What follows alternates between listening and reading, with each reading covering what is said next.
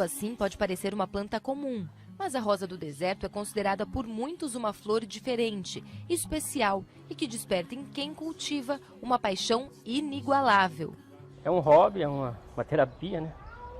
Então é apaixonante. Quem começa a mexer com ela não para daí, né? A rosa do deserto, também chamada de Adenium obesum, desperta a atenção pela beleza e por ser uma planta rústica e que possibilita o uso de diferentes técnicas de manejo. E foi justamente isso que conquistou o Albino Fernandes, que mora em Maracaju.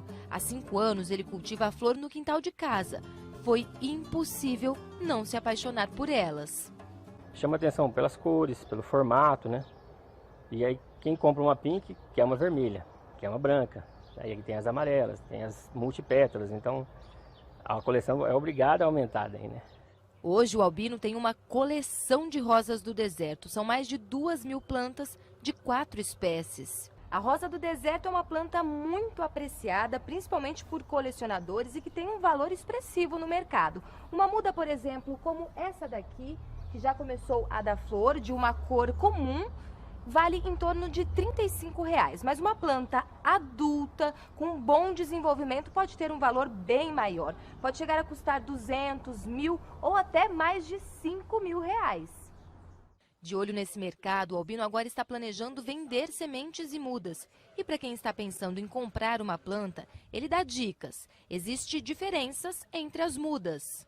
Uma muda de estaca ou de galho, ela nunca vai ter um tronco grosso como uma muda de semente. Ela sempre vai ser uma estaquinha fina, ela pode até ter uma formação de galhos aqui em cima, mas ela não vai engordar esse tronco aqui.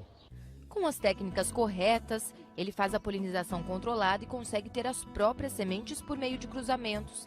Além disso, faz enxertos e consegue que uma mesma planta dê flores de 2 ou mais cores diferentes. Manejos que tornam o cultivo ainda mais interessante. E tudo o que ele aprendeu foi por meio da internet. É um segredo aqui de um, segredo de outro, um adubo, uma técnica, e a gente vai aprendendo.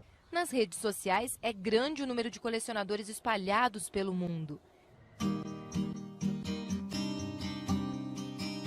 E é por meio da internet que um outro apaixonado está conseguindo fazer bons negócios com a rosa do deserto. O Joel tem um site e uma página numa rede social onde faz a comercialização de mudas e sementes.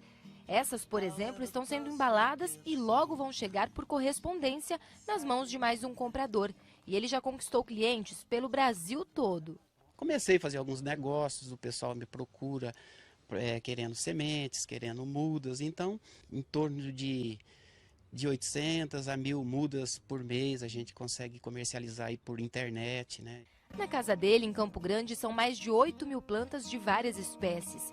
O diferencial é que o Joel sempre gostou de trabalhar com bonsai, uma técnica oriental que consiste em controlar o crescimento e moldar o desenvolvimento da planta. E ele também usa os mesmos conceitos com a rosa do deserto. E o que encanta os colecionadores é justamente essa arte de lidar com as plantas. Quanto maior, mais visível e bem trabalhado for o tronco, mais valioso é o produto. Mas para isso é preciso muita dedicação. A gente vai ver agora como que é feito o replante. O Joel vai explicar para a gente esse processo que é muito importante, né? É aqui que você consegue começar a trabalhar essa planta. É isso. Aqui no exemplo é uma planta de em torno de uns 5 para 6 anos. Ela está nesse vaso aqui, na realidade ela já passou da hora de ser replantado, é um replante de manutenção, né, que a gente fala, e a gente vai aproveitar para dar um espaço maior para ela. Então nós vamos tirar desse vaso, vamos avaliar como está a estrutura de raiz dela e ver o que é possível fazer. Há situações que a gente não faz tudo ao mesmo tempo. Você pode fazer uma poda aérea na planta, aguardar ela vir em rebrotação, nesse caso aqui a gente já percebe que ela já está rebrotando, e aí depois de 2, 3 meses a gente faz o trabalho de raiz. Para quem quer ter uma dessas em casa, o colecionador dá algumas orientações. É uma planta que se adaptou muito bem, ela basicamente ela precisa de umas 4 horas de sol por dia, né? Ela precisa ter um substrato úmido, num vaso bem drenado, e eventualmente um ácaro, um pulgão. Então não é uma planta difícil. E um dos segredos é a poda. Você ter uma planta bacana, é não ter dó de podar a planta, né? Tem que podar, porque com a poda você estimula a planta a desenvolver mais ramificação e a floração se torna mais intensa.